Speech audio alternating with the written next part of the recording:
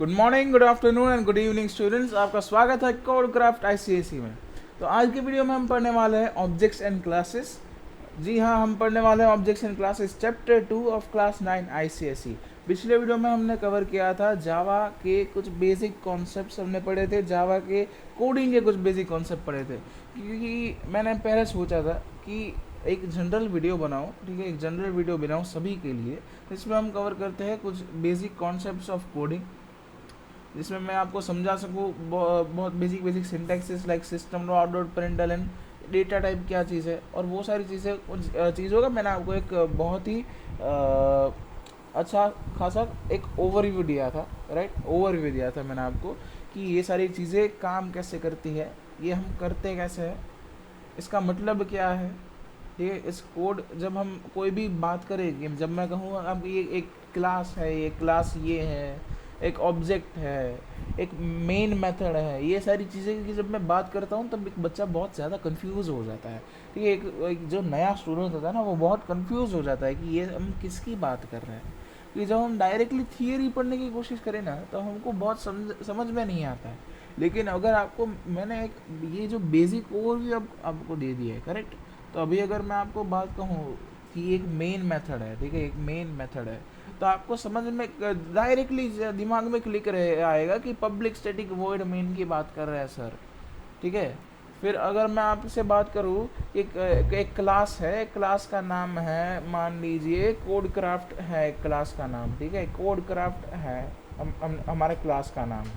तो आपको डायरेक्टली याद आएगा ना कि हम पब्लिक क्लास कोड क्राफ्ट की बात कर रहे हैं, राइट। हम पब्लिक क्लास कोड क्राफ्ट ऐसा ऐसा लिखा रहेगा, ठीक है, एक पब्लिक क्लास कोड क्राफ्ट की हम बात कर रहे हैं, करेक्ट। ये आपको याद आएगा डायरेक्टली जब मैं आपको बात करूँ तो यही बेसिक चीज़ है। मैंने आपको उस वीडियो में मैंने आपको हर एक चीज़ के बारे में एक ओवरव्यू दिया था कि कौन सी चीज़ कैसे काम करती है। लेकिन अब हम हर एक चीज़ की जिस चीज़ की हमने उस वीडियो में बात की थी ना, कि ये जो प्रिमिटिव डेटा टाइप्स है, करेक्ट, प्रिमिटिव डेटा टाइप्स है, फिर ऑब्जेक्ट्स एंड क्लास की बात की थी। अब हर एक चीज़ के लिए ना एक तुम्हारे एक पर्टिकुलर एक पूरा चैप्टर है कि ऑब्जेक्ट्स एंड क्लासेस के लिए एक पूरा चैप्टर है, प्रिमिटिव डेटा टाइप्स और वो सारी चीज़ों को कवर करने वाला भी एक तुम्हारा पूरा चैप्टर है। तो हम हर एक चैप्टर की बात करेंगे और आपको अब मैं समझाऊंगा कि कौन सी चीज़ क्या है। अब एक डिटेल ओवरलुक हम लेंगे हर एक एक टॉपिक के ऊपर। लेकिन मैंने आपको वो, अगर आपको अभी हमको ये समझना ही है इस वीडियो में, तो हमने वो क्यों किया क्योंकि अगर देखो एक बचा ना, बहुत बोरिंग लगता है, देखिए बहुत बोरिंग लगता है। हम डायरेक्टली थियरी में शुरुआत करें। देखो हमने जावा पढ़ना शुरू किया, जब हमको जब जावा पढ़ना होता है तो हम कहते हैं कि मैं ये पढ़ूंगा, जावा की कोडिंग करूंगा, ठीक है, एक कोडर ऐसा लगेगा आपको। वो आपके अंदर में इच्छा होती है आपकी, ठीक है, और मैं वो इच्छा तोड़ना नहीं चाहता हूँ। इसलिए मैंने आपको एक जावा का थोड़ा थोड़ा मैंने आपको बेसिक ओवरलुक दे दिया। अब मैं थियरी की बात करूँ ना, तो आप थियरी में इंटरेस्टेड रहेगा क्योंकि आपको पता है ऑलरेडी कि ये हम ये किस बारे में बात कर रहे हैं, हमको ऑलरेडी पता है। जब मैं बात करूँगा ना, तो आपको ऑलरेडी पता होगा कि हम किस बारे में बात कर रहे हैं, और तब आपको समझने में ज़्यादा प्रॉब्लम नहीं आएगा, ठीक है।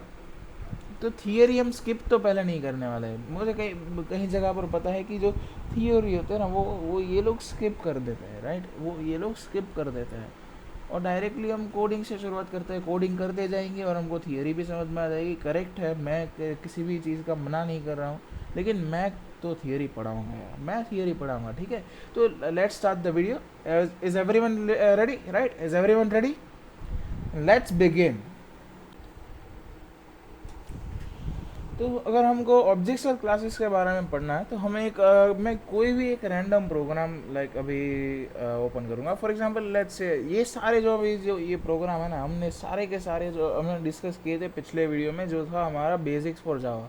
और मैं एक बात कहूँ, ठीक है, मैं एक बात कहूँ, आई ये वीडियो अगर आपने नहीं देखा ना, आपने बेसिक्स ऑफ जावा वीडियो नहीं देखा, तो मैं आपको सजेस्ट करता हूँ कि वो वीडियो पहले देख लीजिए। वो वीडियो देखिए, उसको समझिए, बेसिक्स ऑफ जावा समझिए, और उसके बाद ये वीडियो देखिए। उसमें बहुत ज़्यादा फ़र्क नहीं पड़ेगा। शायद आपको वो वीडियो बोरिंग भी लगे, लेकिन अगर आपने वो वीडियो देख ली होगी ना, तो आपको मैं जो कुछ भी अभी जब जो बड़बड़ करता हूँ ना, आपको उसके बारे में कुछ समझ में आएगा, ठीक है। और अगर आपको ये डायरेक्टली देखनी है, आपको ऑलरेडी थोड़ा थोड़ा थोड़ा नॉलेज है और आपको पूरा क्लियर करना है, तो देख लीजिए, ठीक है। तो वो वीडियो देखने की ज़रूरत नहीं है। लेकिन अगर आपने वो वीडियो नहीं देखी है तो जाकर देख लीजिए। The link is also in the description. और वैसे भी हम ये दूसरा वीडियो ही है, इसके में मेरी चैनल में जाओगे तो इसके पहले का जो वीडियो होगा वही हमारा डायरेक्टली वो आपको मिल जाएगा। मैं जो वीडियो की बात कर रहा हूँ, बेसिक्स ऑफ जावा। चलो शुरुआत करते हैं, राइट। चलो शुरुआत करते हैं। तो अगर आप पहली लाइन देखो तो आपको ऑलरेडी समझ में आ गया होगा कि हम ये जो क्लास क्लास क्लास क्लास में जब का कह रहा था कि ये क्लास क्लास क्लास, ये जो मैं बात कर रहा था वो ये है, राइट। ये मैं उसकी बात कर रहा था, राइट। ये जो क्लास का मतलब क्या है, क्लास तो कोई बात नहीं, देखो अगर आपने पहला वीडियो नहीं देखा तो मैं आपको पहले से ही समझा देता हूँ, ठीक है। तो क्लास का मतलब क्या होता है कि हम जब क्लास की बात करते हैं ना, तो वो एक हमारा पूरा मेन बॉडी है, हमारा प्रोग्राम का पूरा जो मेन बॉडी है उसको हम कहते हैं क्लास, राइट। तो मैंने आपको एक कैलकुलेटर का एग्जांपल दिया था, इफ़ यू गाइस रिमेंबर, मैंने आपको एक कैलकुलेटर का एग्जांपल दिया था, करेक्ट। मैंने कहा था कि कैलकुलेटर है वो एक मेन बॉडी है, ठीक है। कैलकुलेटर एक मेन बॉडी है, इसका मतलब क्या हुआ, राइट। तो देखो जब मैं कैलकुलेटर की बात करता हूँ तो कैलकुलेटर के अंदर बहुत सारे बटन्स होते हैं। इफ़ यू रिमेंबर, कैलकुलेटर के अंदर बहुत सारे बटन्स होते हैं। कुछ बटन्स होते हैं नंबर्स के लिए और कुछ बटन्स होते हैं एक फंक्शन, जिसका कोई फंक्शन होता है, लाइक एडिशन, मल्टीप्लिकेशन और वैसे टाइप के मल्टीपल बटन्स होते हैं, करेक्ट। तो मैंने अगर मान लो कि मैंने बात किया इस बटन के बारे में, एक नंबर के बारे में, एक जो बटन है उसके बारे में बात किया, राइट। मैंने वो दबाया तो उसके ऊपर एक डिस्प्ले स्क्रीन रहेगी, राइट। डिस्प्ले स्क्रीन में दिखाएगा, मैंने 1 दबाया तो ऊपर 1 दिखाएंगे, ठीक है। फिर मैंने प्लस दबाया तो ऊपर प्लस दिखाएंगे। फिर मैंने वापस 1 दबाया तो ऊपर वापस 1 दिखाएंगे। तो वो एक एक्सप्रेशन हो गया 1+1। अब मेरे को उसका आउटपुट चाहिए ना, आउटपुट, तो मेरे को दबाना पड़ेगा इज इक्वल्स टू के दबाने के मैं इज इक्वल्स टू नहीं दबाऊंगा तो आंसर नहीं दिखाएंगे आपको ये, तो आपको आंसर दिखाएंगे ही नहीं। अगर आपने इज इक्वल्स टू नहीं दबाया तो आपको आंसर नहीं दिखाएंगे। लेकिन ये सारी बात बाद में आई, ठीक है, ये सारी बात बाद में आई, ये तो मैंने आपको ऑलरेडी कह दिया।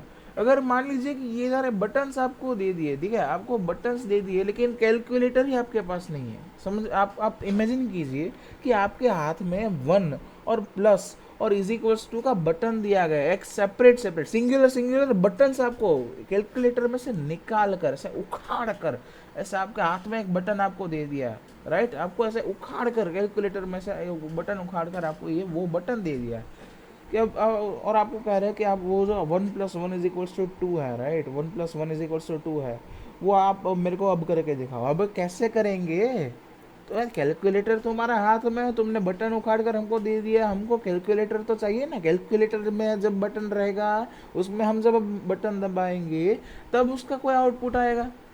से बिना कैलकुलेटर के तो हम उसमें आउटपुट नहीं दिखा सकते ना। तो वही बात हुई, ये जो कोडिंग की जब हम बात करते हैं ना, जावा कोडिंग की बात करते हैं, एक ऑब्जेक्ट ओरिएंटेड प्रोग्राम की बात करते हैं, तो सारे जो फंक्शंस होते हैं ना, वो फंक्शंस का मतलब क्या होता है कि functions are all connected, interconnected. जो सारे फंक्शंस होते हैं वो इंटरकनेक्टेड होते हैं, they are all interconnected to the main body. सारे बटन्स जो होते हैं they are all interconnected to the main body which is calculator, and that main body is called a class, ठीक है। उस मेन बॉडी को कहते हैं क्लास। और एक क्लास के अंदर मल्टीपल फंक्शंस या फिर मल्टीपल मेथड्स हो सकते हैं। देखो अब देखो एक और कंफ्यूजन क्लियर कर देता हूँ। जब मैं फंक्शन और मेथड की बात करो ना, दोनों चीज़ सेम चीज़ हुई, ठीक है। एक फंक्शन और मेथड के एग्जैक्टली सेम मीनिंग होता है, क्योंकि हम फ्यूचर में पढ़ने वाले हैं, फ्यूचर में यानी आगे जाकर हम पढ़ने वाले हैं यूज़र डिफाइंड मेथड्स। ठीक है, यूज़र डिफाइंड मेथड जो होता है ना, जो मैंने आप अभी ये जो पब्लिक स्टैटिक वॉइड मेन आप देख सकते हैं, तो मैंने आपको पढ़ाया था कि पब्लिक स्टैटिक वॉइड मेन है ना, पब्लिक स्टैटिक वॉइड मेन वो एक मेथड है।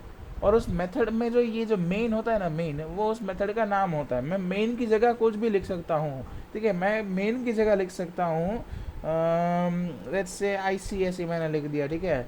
तो ये ICSE है ना, ICSE वो उस जो ये जो मेथड है उसका नाम ICSE पड़ गया, ठीक है।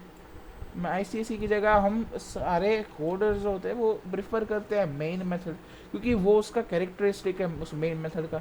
जब हम एक मेन मेथड की बात करें ना, ये अभी अगर एक प्रॉपर कोडिंग लैंग्वेज के बारे में अगर देखा जाए ना, तो ये लाइन है ना, ये लाइन वो इनकम्प्लीट लाइन है, क्योंकि हम जो ये मेन के अंदर हम यूजुअली लिखते हैं स्ट्रिंग, देन आता है आर्ग्स, ठीक है, स्ट्रिंग आर्ग्स। अब जो ये मैंने लिखा है ना, ये कंप्लीट स्टेटमेंट है, ये कंप्लीट स्टेटमेंट है। और कंप्लीट स्टेटमेंट क्यों है? क्योंकि स्ट्रिंग आर्ग्स के बिना तुम्हारा कोड चलता नहीं है। लेकिन जो हम जिस ब्लूजे नाम का जो सॉफ्टवेयर है जिसको हम यूज़ करते हैं, अब उस ब्लूजे सॉफ्टवेयर को हम जब यूज़ करते हैं तब उसमें स्ट्रिंग आर्ग्स हम नहीं लिखते तो चलता है। क्यों चलता है? क्योंकि हमको उसके लिए समझना पड़ेगा स्ट्रिंग आर्ग्स का मतलब क्या है। तो स्ट्रिंग आर्ग्स का मतलब होता है कि जब हम एक क्लास बनाते हैं, ठीक है, अब एक क्लास बनाते हैं और एक मेथड होती है मेन मेथड। तो main method is the only method which can be executed. Main method is the only method which can be executed. कि जो जो जो हम आउटपुट देखते हैं ना, आउटपुट, राइट, हम जब एक मिनट रुकिए, जब हम ये पब्लिक स्टैटिक वॉइड मेन करते हैं, राइट, वो ये जो वॉइड मेन जब हम दबाते हैं, राइट, तो उसमें जब हम एक आउटपुट ये जो देखते हैं आउटपुट, वो होता है सिर्फ मेन मेथड का, सिर्फ मेन मेथड का। क्योंकि जब हम यूजर डिफाइंड मेथड पढ़ेंगे ना, हमको समझ में आएगा कि ये जो मेन मेथड है ना, main method is it's not the only one. हम क्लास 9th में आपको जो कुछ भी कोडिंग पढ़ेंगे ना, आप your whole world will be limited to the main method. लेकिन जब हम आगे पढ़ेंगे यूजर डिफाइंड मेथड, तब हमको पता चलेगा कि ये जो क्लास है उसमें हम बहुत ज़्यादा मल्टीपल मेथड्स बना सकते हैं, जिसको हम कहते हैं यूजर डिफाइंड मेथड्स और यूजर डिफाइंड फंक्शंस, करेक्ट। और जब हम ऐसे करके हम जब ये जो है ना मैंने बताया ना, इसको हम कहते हैं user defined function. User defined function, मान लीजिए कि मैंने इस यूजर डिफाइंड के फंक्शन के अंदर बहुत ज़्यादा मल्टीपल चीज़ें लिख दी है, ठीक है, मल्टीपल मैंने प्रोग्रामिंग किया, बहुत ज़्यादा कोडिंग किया है, और उसका जो इसके अंदर जो आउटपुट आपको निकालना है ना, देखो इसके अंदर हम जो कुछ भी करेंगे ना, उसका आउटपुट हमको डायरेक्टली नहीं मिलता है। उसका जो ये इसमें जो कुछ भी कैलकुलेशन हुआ है, जो कुछ भी हमने प्रोग्रामिंग किया है, उसको हमें कॉल करना पड़ता है। कहाँ पर? मेन मेथड पे, करेक्ट, मेन मेथड पे हमको उसको कॉल करना पड़ता है। देखो इसमें क्या है, देखो इसमें स्विगी जैसे सिस्टम, देखो मैं आपको अगर बताऊँ ना, तो इसमें आपको स्विगी जैसे सिस्टम है, करेक्ट। देखो हर एक मेथड होगा ना, हर एक मेथड, ठीक है, हर एक मेथड जो रहेगा ना, वो एक मान लीजिए एक रेस्टोरेंट है, यूजर डिफाइंड मेथड करके रेस्टोरेंट है, और वो रेस्टोरेंट ना कुछ भी खाना पकाती है, राइट। अगर अब मान लीजिए कि जो प्रॉपर सेलिंग जो है उसका सिर्फ, अगर मान लीजिए हम अभी ऑनलाइन में ही कंसिडर करें, हम वहाँ पर जाने का हम कंसिडर नहीं करेंगे, अब अभी हम ऑनलाइन की बात करते हैं। तो ऑनलाइन जब हम ऑर्डर करते हैं, करेक्ट, तो ये जो रेस्टोरेंट रहेगा, रेस्टोरेंट उसको अपना खाना ऑनलाइन बेचना है, तो ऑनलाइन बेचने के लिए उसके पास सिर्फ एक ऑप्शन है, स्विगी। अभी हम जोमेटो और ये सारी चीज़ें बीच में मत लाना, सिर्फ एक स्विगी की बात कर रहे हैं। तो उसके पास एक ही ऑप्शन है, स्विगी, ठीक है। अगर मेरे को अपना सामान बेचना है, अगर मेरे को अपना खाना बेचना है अगर ऑनलाइन, तो मेरे पास एक ही ऑप्शन है राइट नाउ, स्विगी, करेक्ट। तो अगर मेरे को स्विगी से बात करनी पड़ेगी, पहले तो मेरे को स्विगी से बात करने की, भाई स्विगी मैं एक रेस्टोरेंट का मालिक हूँ, मेरे रेस्टोरेंट का नाम है यूजर डिफाइंड मेथड्स, और मैं अपना खाना स्विगी में बेचना चाहता हूँ। तो स्विगी के साथ तुमने बात की, स्विगी तुमने कह दिया कि ठीक है हम तुम्हारा खाना बेचेंगे, हमको तुम्हारी डिटेल्स भेजो कि तुम्हारा खाना का मेन्यू भेजो, फिर उसके लिए वो मेन्यू का कोई फ़ोटो लगाएंगे, ठीक है। तो मान लीजिए मंचूरियन ड्राई है, तो मंचूरियन ड्राई अब जो स्विगी में डिस्प्ले रहेगा, ठीक है, स्विगी में दिखाएगी कि रेस्टोरेंट क्या है, रेस्टोरेंट यूज़र डिफाइंड मेथड है, ठीक है, रेस्टोरेंट क्या है, रेस्टोरेंट यूज़र डिफाइंड मेथड है, और यूज़र डिफाइंड मेथड के अंदर हम मंचूरियन ड्राई मंगाना चाहते हैं, ठीक है, यूज़र डिफाइंड मेथड के अंदर से हम मंगाना चाहते हैं मंचूरियन ड्राई। तो मंचूरियन ड्राई उसमें डिस्प्ले करेगा, क्या डिस्प्ले करेगा? मंचूरियन ड्राई डिस्प्ले करेगा। लेकिन उसका सोर्स क्या है? मंचूरियन ड्राई का सोर्स स्विगी नहीं है, मंचूरियन ड्राई का सोर्स है यूज़र डिफाइंड मेथड, हमारा रेस्टोरेंट है उसका सोर्स। लेकिन उसको डिस्प्ले कहाँ करते हैं? स्विगी में। एग्जैक्टली वही चीज़ होती है ना, कि जो ये पब्लिक स्टैटिक वॉइड मेन है, पब्लिक स्टैटिक वॉइड मेन वो एक स्विगी की तरह काम करता है, स्विगी की तरह। स्विगी खुद में एक रेस्टोरेंट नहीं है, स्विगी के अंदर तुम्हें मल्टीपल रेस्टोरेंट्स होते हैं, मल्टीपल रेस्टोरेंट्स को हम अब जब कॉल करेंगे ना, जब मल्टीपल रेस्टोरेंट्स का जो फूड है उसको हम डिस्प्ले करते हैं through public static void main. तो यही चीज़ हुई कि जब एक हम मेथड बनाते हैं, मेथड जब हम बनाते हैं तो उसके अंदर जो कोई भी कोडिंग है, जो कोई भी प्रोग्राम है, जब हमें उसे हमारे क्लास के साथ इंटरकनेक्ट करना होता है तो उसके लिए हम क्रिएट करते हैं ऑब्जेक्ट। ठीक है, उसके लिए हम क्रिएट करते हैं object. Object is like a chain, it connects all, it interconnects all the function to the class. ठीक है, टू द क्लास। क्योंकि देखो, अगर मैंने आपको कहा कि ये जो यूज़र डिफाइन मेथड है, मेरे को उसको कॉल करना है पब्लिक स्टैटिक वॉइड मेन के अंदर। ठीक है, आपने कह तो दिया कि सर, आपने कह दिया कि यूज़र डिफाइन मेथड को मेरे को कॉल करना है, कहाँ पर, मेन मेथड के अंदर। मेन मेथड के अंदर आपने कहाँ कॉल करना है, कैसे करेंगे कॉल सर, कैसे करेंगे कॉल? अगर हमको किसी दो चीज़ को इंटरकनेक्ट करना है, अगर मेरे को एक ब्लॉक ए और ब्लॉक बी को मेरे को इंटरकनेक्ट करना है तो हम क्या यूज़ करते हैं? हम फेविकॉल लगाते हैं, राइट? उसके दोनों के बीच में ग्लू लगा दो, उसको चिपका दो, वो चिपक जाएगा, करेक्ट। और ये दोनों ब्लॉक चिपक गए, वो चिपकाने के लिए हमने जो ग्लू यूज़ किया, वो ग्लू क्या है? वही है ऑब्जेक्ट। ऑब्जेक्ट के थ्रू ही हम कनेक्ट कर पाते हैं सारे फंक्शंस को क्लास के साथ। तो अगर मैं अगर बात करूँ अब आपके जो भी हमने अभी तक समझा, तो उसके ऊपर से मैं आपको अगर पूछूं कि आपको ऑब्जेक्ट के बारे में क्या समझ पड़ी? ठीक है, ऑब्जेक्ट के बारे में क्या समझ पड़ी? देखो, ये याद रखना है कि देखो, हम टेक्स्ट बुक में डायरेक्ट जो दिया गया वो हमको नहीं पढ़ना है, हमको समझना है। तो हम अगर टेक्स्ट बुक में आपने दिया गया होगा कि आपने ये सारी चीज़ें दी गई है, तो वो आप डायरेक्टली पढ़ेंगे, आपको ठीक है, आपने रट लिया ये सारी चीज़ें हैं, लेकिन उसका मीनिंग क्या है? तो अगर मैंने आपको कहा कि ये जो हमने अब तक पढ़ा उसमें से आपको ऑब्जर्व, आपने जो कुछ भी किया उसके हिसाब से आपको ऑब्जेक्ट के बारे में क्या समझ पड़ी, तो क्या मैं कह सकता हूँ कि an object is a unique entity. Object है वो एक एंटिटी है, करेक्ट? ऑब्जेक्ट है वो एक एंटिटी है ना, क्योंकि ऑब्जेक्ट अगर वो ग्लू वो एक यूनिक एंटिटी है, और उस एंटिटी की वजह से ही दो फंक्शंस इंटरकनेक्ट हो रहे हैं, करेक्ट? तो an object is a unique entity which contains data and functions। तो which contains data and functions क्यों? क्योंकि ग्लूज है, उसके थ्रू ही हमने फंक्शंस को कनेक्ट किया, और हर एक फंक्शन जो होगा उसका खुद का एक डेटा रहेगा, क्योंकि उसके अंदर हमने एक डेटा क्रिएट किया है और उस डेटा को हमको कॉल करना है, तो उसको हम कर रहे हैं कॉल थ्रू ऑब्जेक्ट। तो object contains data and functions, it also contains the characteristics and the behavior of those functions or data. So an object is a unique entity which contains data and functions, their characteristics and behavior together in an object oriented programming language। ठीक है, एक language हमारी जो जावा है, अभी basic object oriented programming का मतलब ये कि हमारा जो जावा है वो एक ऑब्जेक्ट ओरिएंटेड प्रोग्रामिंग लैंग्वेज है। ठीक है, एक ये हमारा जो जावा है वो एक ऑब्जेक्ट ओरिएंटेड प्रोग्रामिंग लैंग्वेज है इन बेसिक लैंग्वेज। अगर मैंने आपको इतना समझा दिया, ठीक है, तो अगर मैंने आपको, चलो भूल जाओ, ऑब्जेक्ट ओरिएंटेड प्रोग्रामिंग ही भूल जाओ, ठीक है। मैं आपको सिर्फ इतना कहूँ कि an object is a unique entity which contains data and functions, its characteristics and behaviours together in a language, in the Java language और in basically in the language. तो क्या आप समझ सकते हैं, क्या मैं करेक्ट हूँ? क्या जो मैंने बोला वो करेक्ट है? तो अब आपको जो डेफिनेशन, अब ऐसे याद करेंगे कि आपको ऑब्जेक्ट का मीनिंग पता है कि ऑब्जेक्ट तो हमको समझ गया सर क्या है। तो अगर हम अब हम डेफिनेशन पढ़ेंगे तो आप जो कुछ भी डेफिनेशन में पढ़ेंगे आप सब वो सब आप रिलेट कर सकते हैं।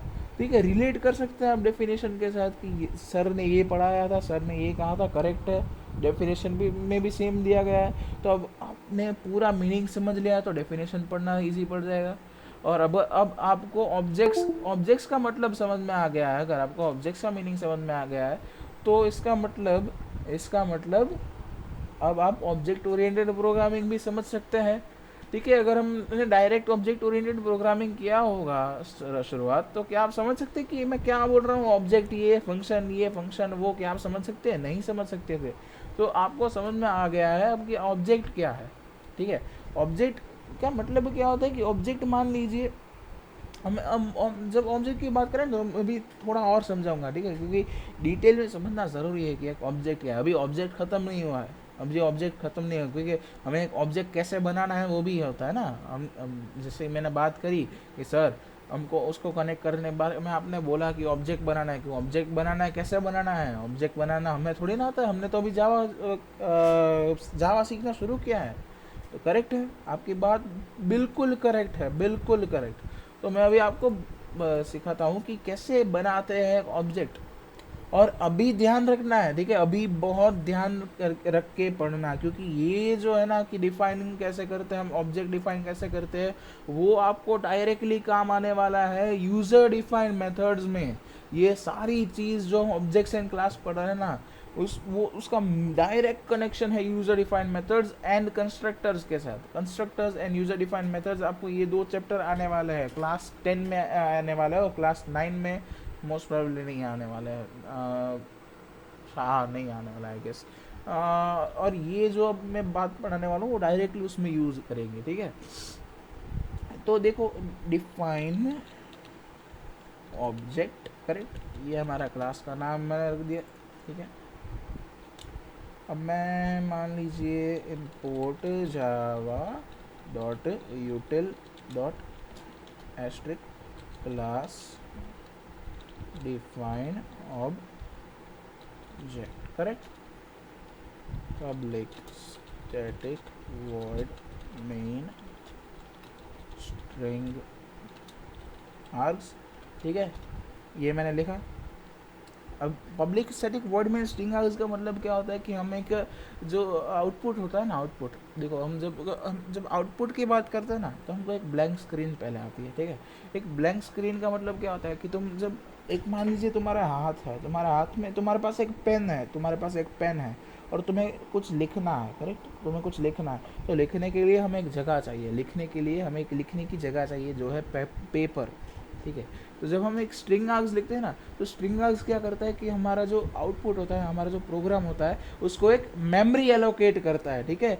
जब मैं स्ट्रिंग आर्ग्स की बात करूँ तो वो क्या करता है कि हमारे प्रोग्राम को मेमोरी एलोकेट करता है, हमारे प्रोग्राम को मेमोरी एलोकेट करता है। मेमोरी का मतलब क्या हुआ, समझ में नहीं आया सर? कुछ समझ में नहीं आया। तो मेमोरी का मतलब क्या है कि तुम्हारा जो मोबाइल है, तुम्हारे मोबाइल में तुम्हें कोई ऐप डाउनलोड करना है, ठीक है, तुम्हें कोई ऐप डाउनलोड करनी है, तुम्हें कोई गेम डाउनलोड करनी है, मान लीजिए आपको माइनक्राफ्ट डाउनलोड करनी है, ठीक है। तो मैंने कहा मुझे माइनक्राफ्ट डाउनलोड करनी है, तो माइनक्राफ्ट मान लीजिए कुछ 600 MB का है, ठीक है, कुछ 600 MB का है, तो तुम्हारे मोबाइल में उतनी स्पेस तो होनी चाहिए ना, कि तुम्हें अगर माइनक्राफ्ट डाउनलोड करना है जो 600 MB का है, तो उसके लिए 600 MB की स्पेस तुम्हारे मोबाइल में है, तो तुम भर सकते हो ना। देखिए, तुम्हारे पास अगर स्पेस ही नहीं है, तुम्हारे मोबाइल में कुछ डाउनलोड करने की जगह नहीं है, तो तुम डाउनलोड नहीं कर सकते। इतना बेसिक चीज़ है। तो इसका मतलब क्या होता है, तुम्हारे मोबाइल में मेमोरी स्पेस इतना नहीं है, मेमोरी सारा कंज्यूम हो चुका है। और ये वही बेसिकली चीज़ होती है कि तुम्हारे प्रोग्राम में तुम्हें, जब मैंने कहा था कि स्ट्रिंग अगर आप नहीं लिखते हैं तो आगे जाकर आपको प्रॉब्लम आएगा। तो स्ट्रिंग अभी से अगर आपने लिखना शुरू कर दिया तो वो आगे जाकर आपको काम आएगा, ठीक है। ब्लूजे है 10th बोर्ड्स है, 10th बोर्ड्स तक, 12th बोर्ड्स में भी प्रोबेबली चलेगा, ठीक है, 12th बोर्ड्स में भी आपको प्रोबेबली चलाएंगे कि स्ट्रिंग आर्ग्स अगर आप ना लिखो तो चलेगा, क्योंकि हम क्या यूज़ करते हैं, हम यूज़ करते हैं BlueJ is a JDK software, it's not a proper software जो प्रोफेशनल यूज़ होता है, वैसा सॉफ्टवेयर नहीं है। अब ब्लूजे जो होता है वो खुद ही एक मेमोरी एलोकेट कर देता है, जब भी हम कोई प्रोग्राम एग्जीक्यूट करते हैं तब वो खुद ही एक मेमोरी एलोकेट कर देता है। इसलिए स्ट्रिंग आर्ग्स जब हम नहीं लिखते तो चलता है, लेकिन अब हम स्ट्रिंग आर्ग्स जब हम नहीं लिखेंगे तो आगे जाकर जब हम कोई सॉफ्टवेयर यूज़ करेंगे ना, उसमें प्रॉब्लम आएगा। प्रॉब्लम ये आएगा कि आपके पास कोई मेमोरी एलोकेट करने की जगह ही नहीं है, इसलिए आप कुछ भी उसमें आउटपुट नहीं निकाल सकते, ठीक है। अगर आप अब ये बेसिक पब्लिक स्टैटिक वर्ड मैंने आपको समझा दिया स्ट्रिंग आर्ग्स। अब मेरे को ऑब्जेक्ट क्या है वो समझना है, ठीक है, ऑब्जेक्ट क्या है वो मेरे को समझना है। देखो, जब मैं एक ऑब्जेक्ट की बात करूँ ना, तो हम एक ऑब्जेक्ट को डिफाइन करने का एक बहुत ही एक पर्टिकुलर एक सिंटेक्स होता है, सिंटेक्स। देखो, हम जब हम मैथ्स में कोई एरिया फाइंड करते हैं तो उसका एक फॉर्मूला होता है कि लेंथ इनटू ब्रेथ। रेक्टेंगल का एरिया हमको फाइंड करना तो उसका एक पर्टिकुलर फॉर्मूला होता है, लेंथ इनटू ब्रेथ। वैसे ही जब हर एक चीज़ जो डिफरेंट डिफरेंट चीज़ें होती है उसके लिए अलग अलग सिंटेक्स होता है। सिंटेक्स का मतलब syntax is exactly same as formula. तो सिंटेक्स का it's exactly same as formula. तो हमको एक फॉर्मूला यूज़ करना होता है इसके लिए, जिसमें इट गोज लाइक दिस। तो सबसे पहले हमको हमारे क्लास का नाम लिखना है, डिफाइन ऑब्जेक्ट, करेक्ट। ये हमारा क्लास का नेम है, ये हमारे क्लास का नेम है। फिर हमें एक ऑब्जेक्ट क्रिएट करना होता है, ठीक है। ऑब्जेक्ट का नाम मैंने रख लिया ऑब, ठीक है। ऑब्जेक्ट का नाम अभी हम ऑब रखेंगे, ऑब इज इक्वल्स टू न्यू। फिर हम वापस क्लास का नाम लिखेंगे, क्लास का नाम डिफाइन ऑब्जेक्ट, करेक्ट। मैं ऑब्जेक्ट अभी देखो, मैं अभी बहुत धीरे धीरे समझाने की कोशिश कर रहा हूँ, ठीक है, समझने की पूरी कोशिश करना। देखो, ये जो है ना हमारा पूरा सिंटेक्स होता है, सिंटेक्स है। इसका मतलब क्या है मैं आपको समझाऊँ। सबसे पहले क्लास, ठीक है, सबसे पहले आएगा क्लास। अब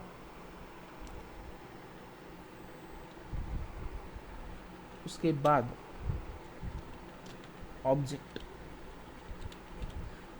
जैसा कि मैंने आपको कहा कि हमें ऑब्जेक्ट डिफाइन करना है, तो ऑब्जेक्ट का कुछ नाम रहेगा। जब हम वेरिएबल के बारे में बात करते हैं, राइट, वेरिएबल के बारे में जब हम बात करते हैं तब हम लिखते हैं, एक सेकेंड, और ये एक मिनट।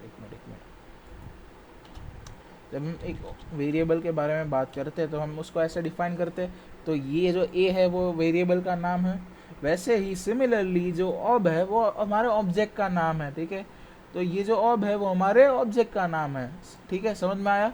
अब उसके बाद इज इक्वल्स टू, उसके बाद न्यू का मतलब क्या है सर। तो देखो ये आपको मैं आपको समझाऊँ तो न्यू है वो एक कीवर्ड है, ठीक है। न्यू है, इट इज़ अ कीवर्ड। अब कीवर्ड का मतलब क्या होता है कि कीवर्ड जो होता है कि हमको अगर ऑब्जेक्ट, ठीक है, ऑब्जेक्ट है उसको हमें कनेक्ट करना है। ऑब्जेक्ट क्या करता है, ऑब्जेक्ट का मेन काम क्या है कि वो सारे जो फंक्शंस होता है उसको कनेक्ट करता है क्लास के साथ। तो अब क्लास के साथ अगर कनेक्ट करना होता है तो उसका खुद का भी कनेक्शन होना चाहिए क्लास के साथ, ठीक है। तुम अगर कहो कि भाई तेरे को प्राइम मिनिस्टर से बात करनी है ना, ठीक है, मैं बात कर रहा था, चल तेरी मैं बात कर रहा हूँ प्राइम मिनिस्टर के साथ। अबे तुमको प्राइम मिनिस्टर भावी नहीं देता है तो तुम क्या हाँ तुम्हारे फ्रेंड को प्राइम मिनिस्टर के बात कराओगे। तुम्हें अगर तुम्हारे फ्रेंड्स को प्राइम मिनिस्टर से बात करानी है तो तुम्हारा खुद का कनेक्शन प्राइम मिनिस्टर से होना चाहिए ना। तुम ऐसा ही थोड़ी ना बात करा सकते हो प्राइम मिनिस्टर से। तो तुम्हारा खुद का कनेक्शन है अगर प्राइम मिनिस्टर के साथ तो तुम तुम्हारे दोस्तों को भी बात करा सकते हो ना। तो सिमिलरली वही चीज़ होती है कि अगर तुम्हें फंक्शन जो होता है, फंक्शन सॉरी एक ऑब्जेक्ट होता है, ऑब्जेक्ट, उसको अगर तुम्हें उसको उसका काम होता है सारे फंक्शंस को इंटरकनेक्ट करना एंड उसको कनेक्ट करना एक क्लास के साथ। तो अगर मैं एक ऑब की बात करूँ और तो ऑब अगर उसको कनेक्ट करना है दूसरे फंक्शंस को क्लास के साथ तो उसका खुद का कनेक्शन होना चाहिए क्लास के साथ। तो बेसिकली ये यही चीज़ है कि इसके थ्रू हम ये जो कंस्ट्रक्टर है उसको कनेक्ट करते हैं ऑब के साथ, सॉरी ये जो ऑब्जेक्ट है उसको कनेक्ट करते हैं हमारे क्लास के साथ through a constructor. This is define object brackets is called a constructor. So ये कंस्ट्रक्टर हमको आगे पढ़ने में आएगा कंस्ट्रक्टर क्या है, लेकिन कंस्ट्रक्टर का बेसिक चीज़ क्या है कि वो direct, it's a direct of spring कह सकते हैं, शायद ऑफ स्प्रिंग से कह सकते हैं, लेकिन अभी ये आप ना समझे तो चलेगा। लेकिन एक कंस्ट्रक्टर के थ्रू क्या होता है कि हम एक ऑब्जेक्ट को कनेक्ट करते हैं ये क्लास के साथ, ठीक है। तो इतना आपको समझ में आ गया क्या है ये है कंस्ट्रक्टर, ठीक है। कंस्ट्रक्टर यानी एक constructor is very similar to a user defined function but it's has the same name as that of the class. constructor always has the same name as that of the class, and it is very similar to the user defined function. तो देखो ये syntax आपको समझ में आ गया, syntax समझ में आ गया. देखो कंस्ट्रक्टर है, it is just basically class name, ठीक है, क्लास नेम और उसके बाद ब्रैकेट्स. ठीक है, ये हमारा कंस्ट्रक्टर है, ये हमारा कंस्ट्रक्टर है, ये हमारा कंस्ट्रक्टर है. अब आपको ये समझ में आ गया ऑब्जेक्ट कैसे क्रिएट करते हैं, ये समझ में आ गया. अब जब हम एक फंक्शन की बात करें, मान लीजिए मैं कहता हूँ फंक्शन है void फंक्शन. ठीक है, ये हमारा फंक्शन है. अब उसके अंदर मैंने मान लीजिए कोई भी कुछ भी कर दिया. ठीक है, 5, ठीक है, int b is equals to 10, ठीक है, and int c is equals to a plus b. Correct, हमने एक बेसिक बहुत बेसिक चीज़ें की है.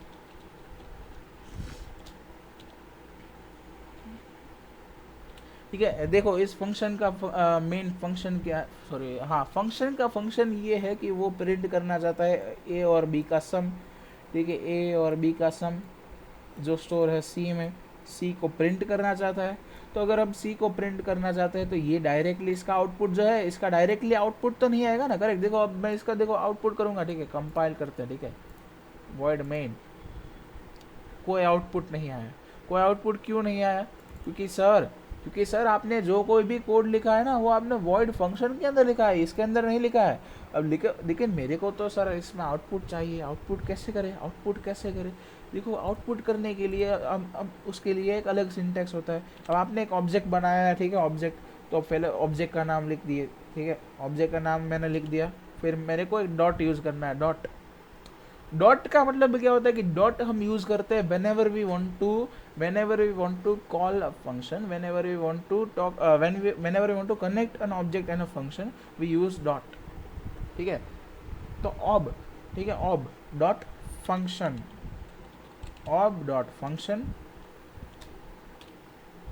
ठीक है, अब मैंने ये किया तो उसके बाद क्या हुआ, इसके थ्रू मैंने जो फंक्शन है, फंक्शन इसको मैंने कॉल किया. राइट, मैंने इसको कॉल किया, इस पूरे फंक्शन को मैंने कॉल किया इसके अंदर. ठीक है, ये मैंने कॉल किया यहाँ पर, ये मैंने यहाँ पर कॉल किया. ठीक है, ये मैंने यहाँ पर कॉल किया. तो ये जो सारी चीज़ें हैं, ये हमारा फूड में हमारा मंचूरियन है, उसको हमने डिस्प्ले किया स्विगी में. ठीक है, हमने डिस्प्ले किया स्विगी में. ठीक है, हमने हमारा जो फूड है उसको हमने डिस्प्ले किया to the public through Swiggy. ठीक है, थ्रू स्विगी. समझ में आया? तो ये हमारा ऑब्जेक्ट. ठीक है, ये हमारा ऑब्जेक्ट, ये हमारा फंक्शन, और उसको हम कॉल करते हैं थ्रू ये सिंटैक्स. तो सिंटैक्स अगर आपको समझ में आ गया तो आगे आपको और समझ में आएगा. ठीक है, सिंटैक्स है ऑब्जेक्ट डॉट UDF का मतलब यूजर डिफाइंड फंक्शन, और लाइक दिस एंड दिस. समझ में आ गया? Object dot user defined function, फिर 2 ब्रैकेट्स कर दीजिए. 2 ब्रैकेट्स करने के बाद सेमीकोलन, और हमारा काम हो गया. ठीक है, तो जब हम इसका आउटपुट लेंगे ना, देखो जब मैं इसका आउटपुट लूँगा ना तो ऐसा कुछ आएगा 15. क्या आया? 15. इसका मतलब क्या हुआ कि मैंने जो कोई भी फंक्शन, जो ये इस फंक्शन का जो कोई भी फंक्शन है उसको हमने दिखाया थ्रू मेन मेथड, क्योंकि main method is the only method which can be executed. Correct, very good. देखो आपको अगर इतना कुछ समझ में आ गया हो ना तो बहुत ही अच्छी बात है, क्योंकि आपका ये समझ में आ गया ना आपको, तो आपका यूजर डिफाइंड मेथड्स ना आपका पक्का है कि आपको गारंटीड समझ में आ गया. ठीक है, क्योंकि ये जो पूरा जो है ना वो एक यूजर डिफाइंड फंक्शन है, यूजर डिफाइंड मेथड है. ठीक है, तो आपको इतना समझ में आ गया ना तो यूजर डिफाइंड मेथड तो गारंटीड आपको समझ में आ जाएगा. लेकिन नहीं समझ में आया तो कोई बात नहीं, मैं आपको जब यूजर डिफाइंड मेथड हम पढ़ेंगे ना तब भी मैं आपको समझाऊंगा. ये सेम बात मैं आपको समझाने वाला हूँ. ठीक है, तो अब आपको इतना समझ में आ गया डिफाइन ऑब्जेक्ट कैसे करते हैं. तो सिमिलरली हम ऑब्जेक्ट की बात करी, इतनी देर तक हमने ऑब्जेक्ट की बात करी. ठीक है, हम अब क्लास की बात हमने करी. तो क्लास क्या होता है कि क्लास होता है it's a main body. Class main body के अंदर मल्टीपल ऑब्जेक्ट्स होते हैं, and all the objects and functions inside a class are directly or indirectly related to the class itself। ठीक है, सारे ऑब्जेक्ट्स और क्लास है वो डायरेक्टली या इनडायरेक्टली कनेक्टेड होते हैं, डायरेक्टली या इनडायरेक्टली कनेक्टेड होते हैं क्लास के साथ। तो उसके लिए हम टेक्स्ट बुक में मल्टीपल एग्जांपल्स दिए गए होते हैं। फॉर एग्जांपल हमें कार का एग्जांपल दिया गया होता है, ये एक कार होता है, ठीक है, एक कार, उसको हम जब हम क्लास कंसिडर करते हैं तो उसके अंदर मल्टीपल ऑब्जेक्ट्स होते हैं, उसके अंदर मल्टीपल ऑब्जेक्ट्स होते हैं। जैसे फॉर एग्जांपल स्टीयरिंग व्हील ले लीजिए, ठीक है, स्टीयरिंग व्हील ले लीजिए, फिर मैंने कहा कि एक्सेलरेटर है, फिर ब्रेक्स हैं, फिर अपना मान लीजिए ये सीट बेल्ट है, ये सारे उसके अंदर के मल्टीपल एक एक सिंगुलर ऑब्जेक्ट हुए। अब ये सारे ऑब्जेक्ट उसे हम कहते हैं रियल वर्ल्ड ऑब्जेक्ट्स, ठीक है, रियल वर्ल्ड ऑब्जेक्ट्स। अब उसी चीज़ को हम यहाँ पर हमारे इस प्रोग्रामिंग के अंदर हम उसको कहते हैं, प्रोग्राम के अंदर इसको हम कहते हैं क्या, ऑब्जेक्ट। लेकिन कैसे ऑब्जेक्ट, इसका मतलब क्या हुआ, एक होते हैं रियल वर्ल्ड ऑब्जेक्ट और उसी को कहते हैं यहाँ पर सॉफ्टवेयर ऑब्जेक्ट। देखिए हम उन दोनों को रिलेट कैसे करें, रियल वर्ल्ड ऑब्जेक्ट और सॉफ्टवेयर ऑब्जेक्ट को हमने रिलेट करना है तो कैसे हम करेंगे कि द स्टेट्स और characteristics of real world object are consider as the data member in the software object. Data members का मतलब क्या होता है कि हर एक फंक्शन होता है उनके अंदर डेटा मेंबर्स होते हैं, कि मैंने ये फंक्शन जो बनाया था, ठीक है, डेटा मेंबर्स, उसमें क्या होता है कि हम जब एक डेटा मेंबर की बात करें ना तो एक फंक्शन के अंदर एक मल्टीपल डेटा मेंबर होते हैं। फॉर एग्जांपल ये है, यहाँ पर मैं एक वेरिएबल डिफाइन कर दूँ, ठीक है, मान लीजिए उसका नाम मैं रख दूँ x, ठीक है, तो ये उस फंक्शन का डेटा मेंबर हो गया x। हम ये जो डेटा मेंबर्स है ना x, उसको हम कहते हैं ये जो वेरिएबल है ना x, उसको हम कहते हैं डेटा मेंबर्स। ये भी हम डेटा मेंबर्स कह सकते हैं क्योंकि a है, ये भी एक डेटा है, क्योंकि वो data type with data type integer int a है, तो उसको भी हम कह सकते हैं data type of the function, ठीक है। तो उसका मतलब क्या हुआ कि जो हम जिसको ऑब्जेक्ट्स कहते हैं ना, रियल वर्ल्ड ऑब्जेक्ट्स, उसको हम रिलेट कर सकते हैं विथ द डेटा मेंबर्स।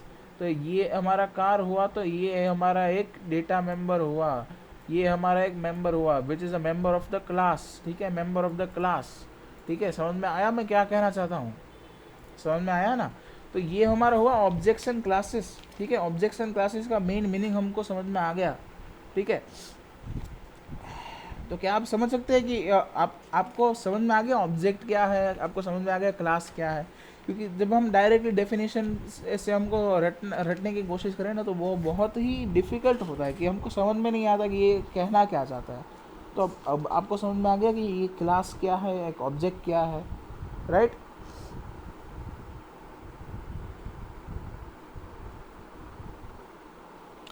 तो अगर मैं आपको पूछूं कि एक ऑब्जर्वेशन, मैं जैसे आपको मैंने ऑब्जेक्ट के बारे में एक ऑब्जर्वेशन पूछा था, वैसे मैं आपको क्लास के बारे में ऑब्जर्वेशन पूछूं तो आप कह सकते हैं कि क्लास क्या है।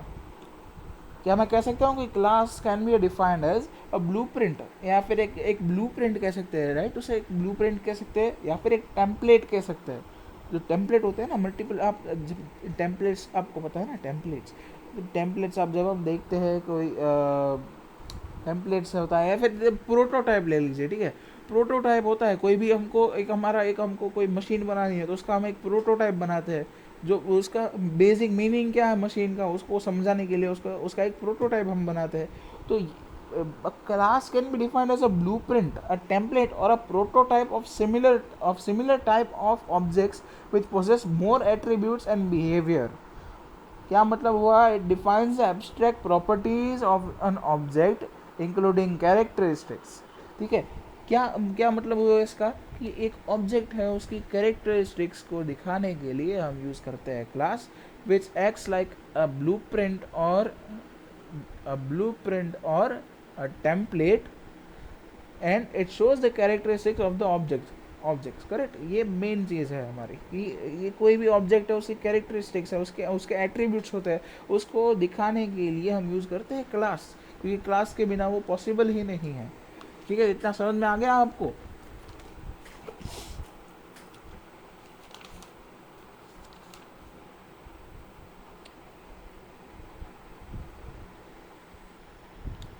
देखो, अब हम जो कुछ भी पढ़ने वाले हैं, जो हम अपना ऑब्जेक्ट ओरिएंटेड प्रोग्रामिंग है, ऑब्जेक्ट ओरिएंटेड प्रोग्रामिंग की जब हम बात करें ना, तो अब हमको बहुत इजीली हम समझ सकते हैं कि ऑब्जेक्ट ओरिएंटेड प्रोग्रामिंग क्या है। ठीक है, तो ऑब्जेक्ट ओरिएंटेड प्रोग्राम क्या अब क्या कहते हो कि अब ऑब्जेक्ट ओरिएंटेड प्रोग्रामिंग है वो मैं अभी के अभी पढ़ा दूँ या फिर थोड़ी देर आई मीन नेक्स्ट वीडियो में पढ़ाऊँ?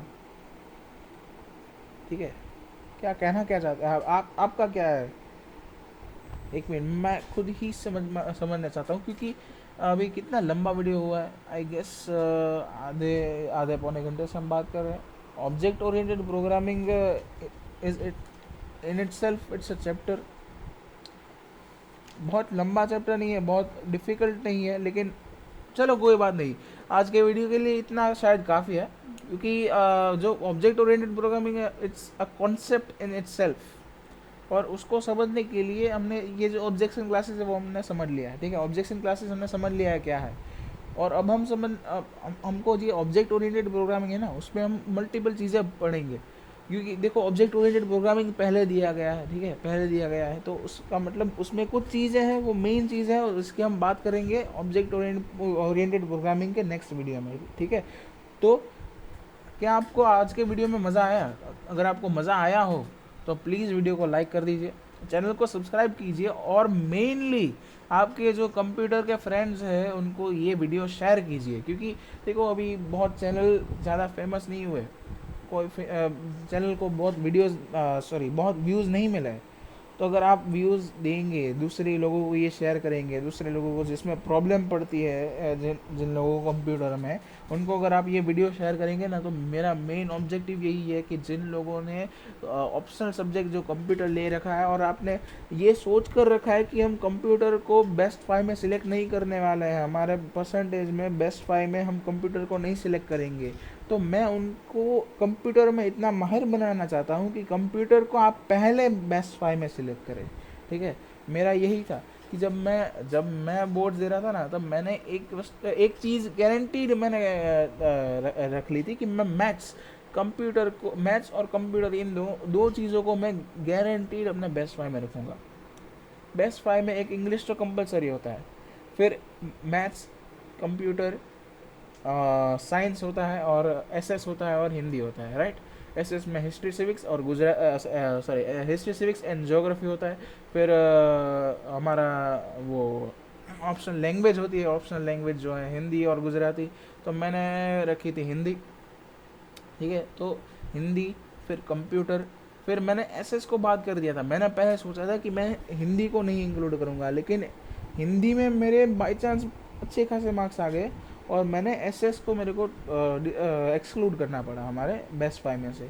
और जब जब मैं बात करूँ ना कि मेरे को कंप्यूटर में इंटरेस्ट था, इसी वजह से मुझे कंप्यूटर में ठीक ठाक मार्क्स आ गए। मेरे को 97 आ गए। 3 मिस्टेक मैंने बहुत छोटी छोटी मिस्टेक की थी, मेनली मेरी एमसीक्यू में मैंने मिस्टेक की थी, और वो मैंने बाद में रियलाइज़ कर दिया था।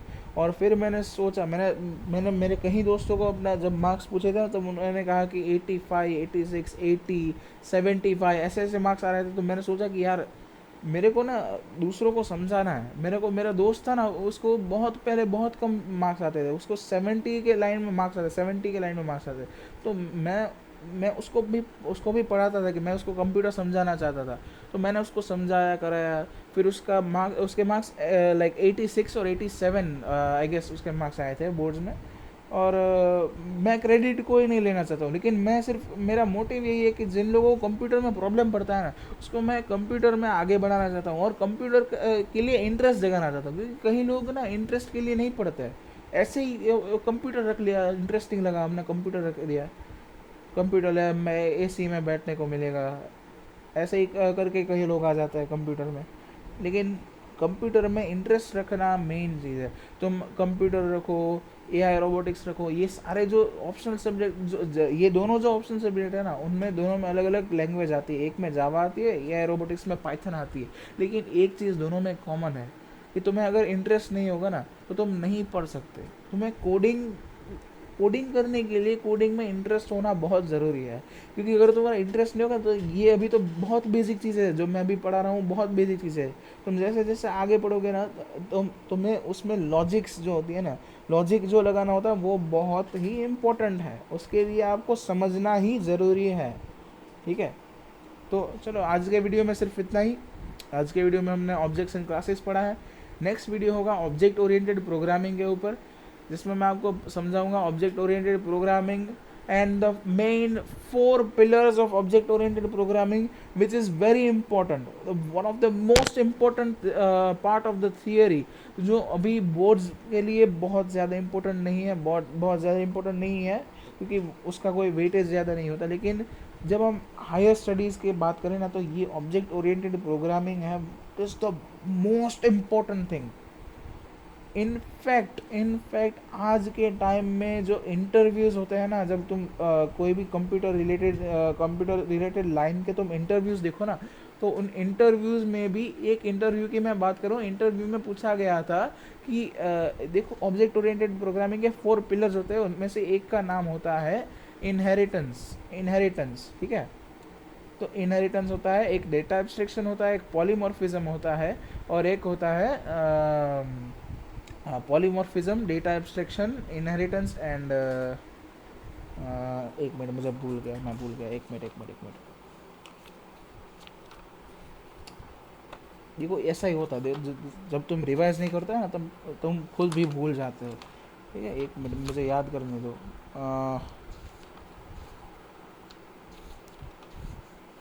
एनकैप्सुलेशन, हाँ एनकैप्सुलेशन, ये 4 होते हैं। ठीक है, ये 4 पिलर्स होते हैं, और इनका ये they are the main pillars of the object oriented programming. और ये इंटरव्यू में पूछा गया था कि what are the 4 pillars of object oriented programming, और उसके बाद जब उसका आंसर दे दिया गया था कि ये 4 होते हैं, तो उसके बाद आपको उनको पूछने में आया था कि इनहेरिटेंस के बारे में हमको बताओ, इनहेरिटेंस के टाइप्स बताओ, ये सारी चीज़ें पूछी गई थी इंटरव्यू में। तो ये अभी आपको भले 9th में आपको पढ़ने में आया है, 9th 10th में पढ़ने में आया है, लेकिन ये आपको थ्रू आउट योर लाइफ, आपको आप अगर कोडिंग में आगे बढ़ेंगे, हायर लाइन में आप अगर कंप्यूटर इंजीनियरिंग करेंगे तो आपको पूछने में आता है। ठीक है, तो next video is a very important video, this was also very important video. अगर आपको इस वीडियो में कुछ समझ में नहीं आया है तो ऑफ कोर्स कमेंट सेक्शन में आप लिख डालिएगा कि आपको क्या समझ में नहीं आया है, मैं ज़रूर उसको वीडियो में आपको समझाने की कोशिश करूँगा। और see you in the next video, good bye.